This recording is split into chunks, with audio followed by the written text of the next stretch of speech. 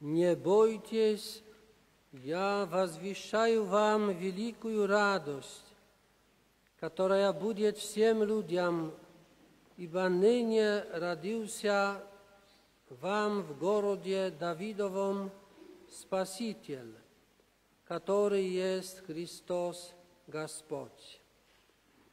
Дорогие братья и сестры, мы сегодня, как многие люди в мире, не спим. Многие, потому что даже в Ираке сегодня, завтра, первый раз в истории, 25 декабря выходной, где, может быть, более 90% мусульман проживает в Ираке. С миллионами людей в мире сегодня мы борствуем, потому что в маленьком ребенке, в младенце, рожденном 2000 лет тому назад, хотим с миллионами верующих увидеть Бога. Веруем, что 2000 лет назад Бог стал человеком. Дорогие, Лев Толстой в одном из рассказов описывает такую легенду, что один из великих царей хотел увидеть Бога и поручил своим слугам: «Я приказываю вам исполнить мой приказ, я хочу Бога увидеть. Я же самый главный тут на земле, и мне надо Бога увидеть». И все дрожали, потому что знали, что никто не будет в силах показать Бога царю. И вдруг нашелся один пастух, который согласился показать Бога царю. Взял его на свое поле и говорит царю: «Смотри на солнце». Царь поднял голову и быстро закрыл глаза. «Что ты хочешь, чтобы я ослеп? Я же не могу смотреть на солнце». Тогда этот пастух говорит: «Но видите, Ваше Величество, солнце — это только маленькая часть творения Божьего. Это пылинка Божьего творения. И как вы хотите Бога увидеть, если даже не можете смотреть на частицу Его творения? Надо искать Бога не своими слабыми глазами физическими, но другими глазами, глазами своей души». И этот ответ очень понравился царю, но спрашивал дальше: а что было до Бога? Что было перед Богом? Пастух подумал и говорит царю: «Давайте считать». И царь считает: 1, 2, 3, нет, в другую сторону. 1, 0, но как, не могу, там ничего нету назад. Но видите, перед Богом тоже ничего не было, не могло быть. Этот ответ тоже понравился царю, описывает Лев Толстой, и говорит: у меня еще есть третий вопрос. Слушай, а что Бог делает? И пастух опять подумал и говорит: я объясню, что Бог делает, только надо нам поменять одежду. Как сегодня на сценке было, да? Тоже царь менял одежду. И царь оделся в одежду пастуха, а пастух оделся в одежду царя. И пастух говорит: видите, что Бог делает?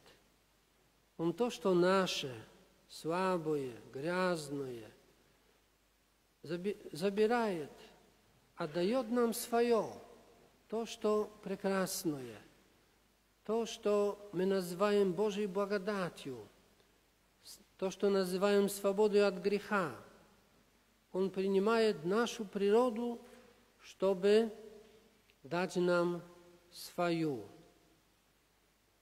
Добавим, что святой Августин, епископ из Африки, с V века, Северной Африки, говорил: Бог стал человеком, чтобы человек стал Богом. Вы знаете, дорогие, что, как мы только слышали, Иисус родился в сарае. Но мы знаем, что на казахском языке это слово «сарай» значит «дворец». Дворец. Прекрасное совпадение. Когда Бог приходит в сарай, этот сарай становится дворцом. И так было не только в Вифлееме, так есть в каждой человеческой душе, так есть в каждой жизни человеческой. Иногда жизнь непростая, и человек так запутался в жизни, или столько у него проблем, трудностей, что сам себя начинает не любить. И Богу это не нравится, потому что Бог хочет прийти и из любого сарая сделать дворец. Сарай – это сарай и тоже одновременно дворец. Бог приходит, чтобы менять все в мире, чтобы менять все в нашей жизни. Конечно, путь каждого человека к Богу другой, и путь Бога к каждому человеку персональный, другой, индивидуальный, потому что Бог каждого знает по имени. Бог каждого ищет, каждого из нас ищет персонально, индивидуально.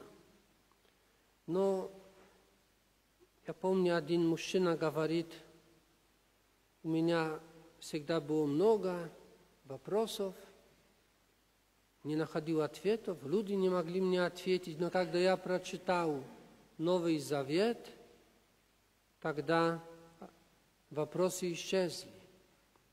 Вопросы исчезли. Я на все находил ответы, когда прочитал Библию, историю Иисуса Христа. Дорогие, в эту святую ночь пришествия Бога в мир, не только 2000 лет назад, потому что Он постоянно приходит в жизнь мира, в жизнь каждого человека, стоит вспомнить о том, как важную роль сыграла и играет в истории спасения Мария. Мария – это человек, как мы, она человек. Но в Марии Бог хочет показать, каким хочет видеть каждого из нас. И хотя она человек, она играет огромную роль в спасении. Расскажу вам одну историю, уже не легенду, историю. 1531 год, почти 500 лет тому назад, 9 ноября, в Мексике Богородица является индейцу, уже христианину, именем Хуан Диего. Это было несколько десятков лет после открытия Америки Христофом Колумбом. В то время уже европейцы разрушили государство ацтеков. Это было государство, в состав которого входило где-то 10 миллионов индейцев, ацтеков. Они с помощью других индейцев, которые были в ненависти с ацтеками, уничтожили это государство, и вместо языческих храмов начали строить христианские храмы. Появились там миссионеры в Мексике, но миссия не получалась, потому что эти индейцы, ацтеки, которых религия до пришествия христианства была очень жестокой. Они верили в божество в виде ужа и верили, что надо этому божеству давать жертвы из людей, из детей, из взрослых. Поэтому постоянно воевали, брали рабов, их в жертву давали своему божеству. Ужасная религия, но христианство не принималось, потому что они обозлились на европейцев и спрашивали миссионеров, когда им говорили о любви Божьей, о жизни вечной, а будут там европейцы в небе? Ну, могут быть, конечно, все. Бог, Отец всех, то мы не хотим на небо. Так ненавидели тех, которые их победили.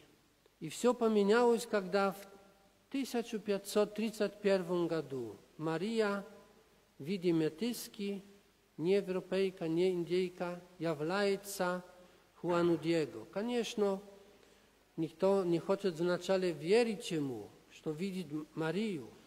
Даже епископ не может так легко поверить, чтобы в заблуждение других ввести. Но Мария доказывает, что она ему является. В зимнюю пору, когда там ничего не должно расти, он собирает в горах розы и в плаще заносит епископу. И когда высыпывает эти розы, на плаще появляется икона. Она находится в Гваделупе, сейчас в Мексике. И там миллионы людей каждый год посещают это место. И эта икона нерукотворная. Никто не может доказать, как она написана, просто не рукой человеческой. А когда появились микроскопы после сотни лет, в глазе Марии есть эта сцена из явления Хуан Диего. После явления Богородицы, которая не только родила Иисуса 2000 лет назад, но она дана Богом, чтобы рожать Иисуса в каждом человеческом сердце. После этого явления индейцы, вся Южная и Средняя Америка стала христианской. Очень быстро.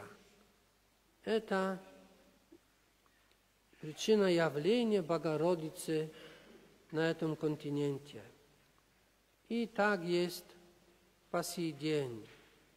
Если у нас есть желание быть ближе Иисуса, если у нас есть желание кому-то из наших близких или знакомых приблизить Иисуса, нам надо просить Богородицу, человека, как мы, но человека избранного, чтобы быть матерью каждого, без исключения.